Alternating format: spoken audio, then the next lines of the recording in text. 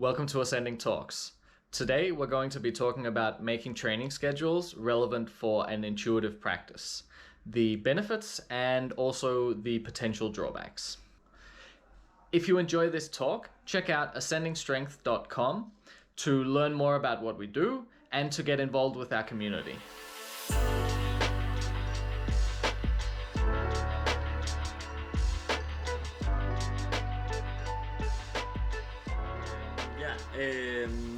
We did an Insta Live on this, like how much a training schedule can relate to a fairly intuitive practice.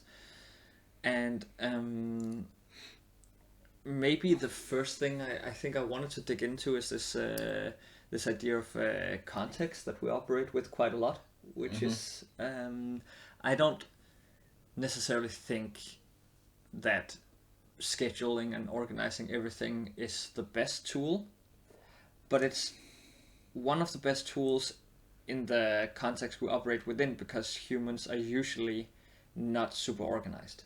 We're very much driven by intuition, kind of meandering around from one thing to the next. It could kind of relate to the monkey mind in Buddhism. So in the same way that I don't know, any advice on like sleep that everyone talks about right now, like get your hours of sleep, get your sleep in, before 12 o'clock at night, don't stare too much at the screen. I mean, this is not like an advice that applies to everyone. If you're like a stoner who sits at home and smokes weed every day, my last advice to you would be to get more sleep, because you're already sleeping like 10 to 12 hours a day. So I think this is really important when we advocate for something, like for example, make a training schedule, structure training. Yeah. It usually comes in the context of that's kind of the last thing people do. People usually in the world of parkour go out to a spot. They might have a vague idea of what they're going to train. But once in a while, that idea is also just like kind of like discarded, and then do something else. Met up with your friends, like you had an idea you wanted to do this, but then one of the other people, they wanted to do this thing, and you're like, whoa, that looks really fun, and then you just kind of like go, whoop, completely different direction, and do something that's wasn't at all planned. Yes.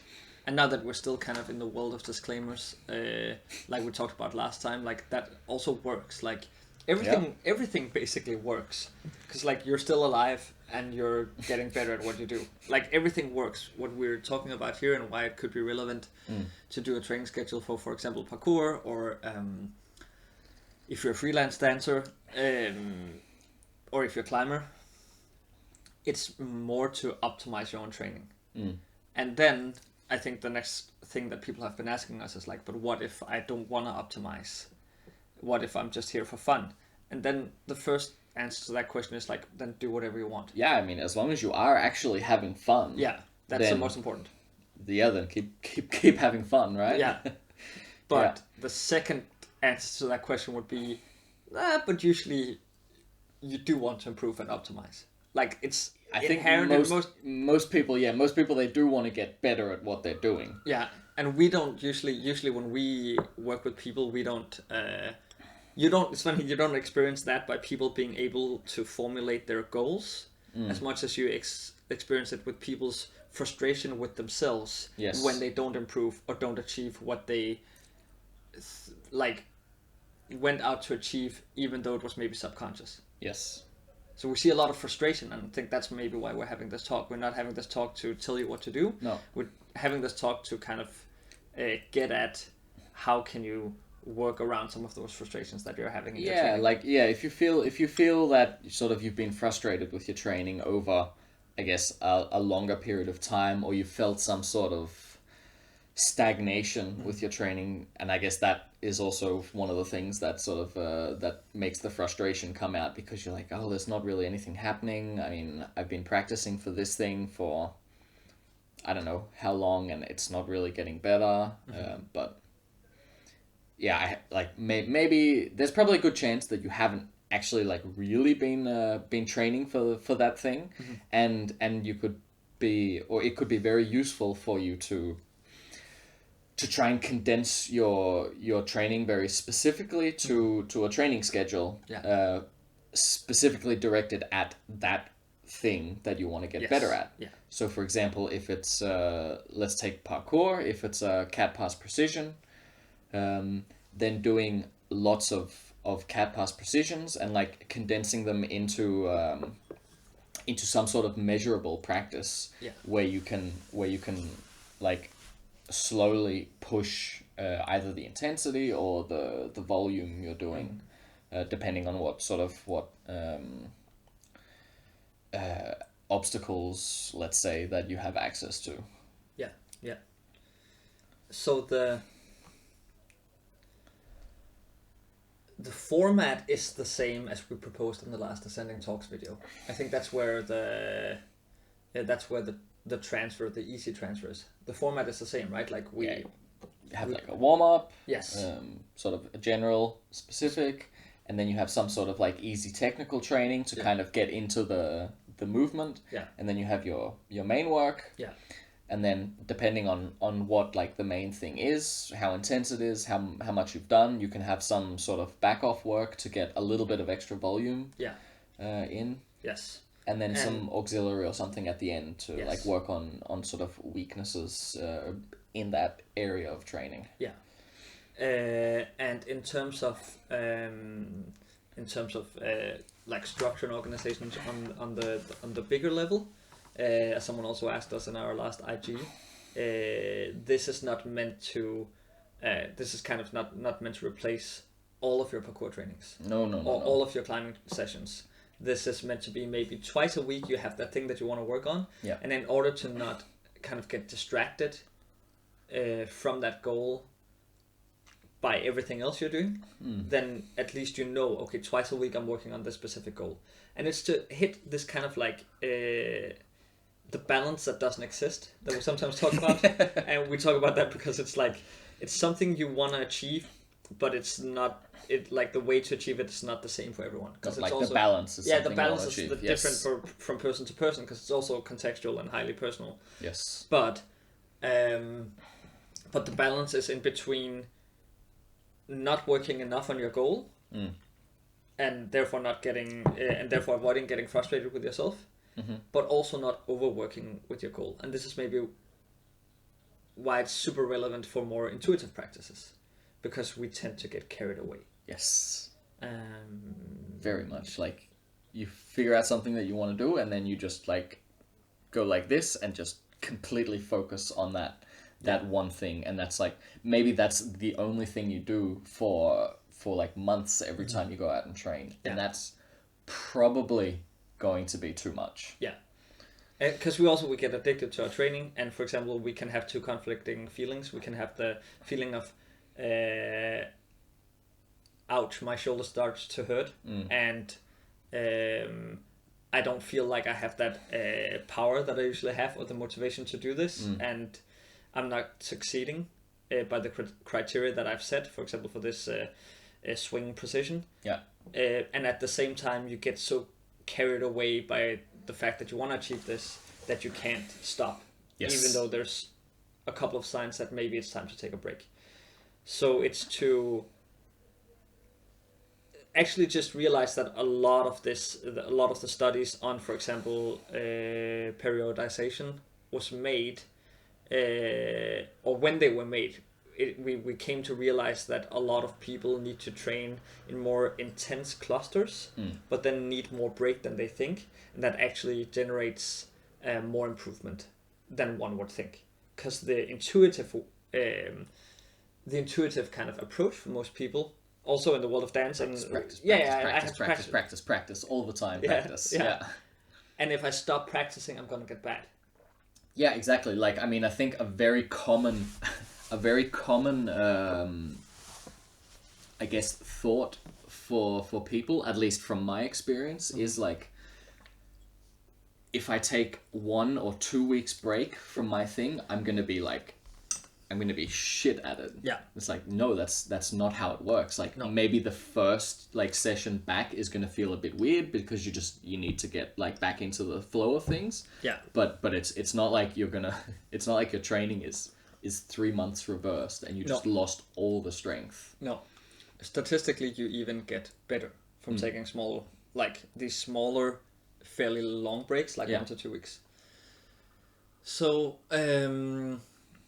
so how are we using this within a session? Because that's a lot of talk about how we use it kind of on a bigger scale. Yeah, exactly. Right? Yeah. And maybe before I jump onwards, another way to do this, which also relates very much to a common training schedule, is it's a good way to kind of like push your limits, push yourself to generate capacity to focus on a single thing. And then something you also work with in generally in training schedules in the long term is phases. So it's also a good means of having a rule of thumb of when to increase difficulty. Because you can start with something that's you're working on your cat pass precision, like you said before. You're working on maybe a new element of it, like maybe onto a rail, or maybe you've increased the distance a bit. When should you, like, when have you worked on it enough for it to become kind of habitual and to become like a stable part of your repertoire? And for how long do you have to wait before you continue? And generally a phase lasts somewhere between 4 to 8 weeks. Yeah. So maybe that's also a good rule of thumb, even though you're doing a fairly intuitive practice, that you say like, okay, I'm working on this new element, my cat pass free, I'm working on it 2 to 3 times a week. I do it for 4 weeks to 8 weeks. I take a small break, and then I kind of amp up the level after that. Yeah. But yeah, back to how do we manage it within the session itself. Yeah, we've talked about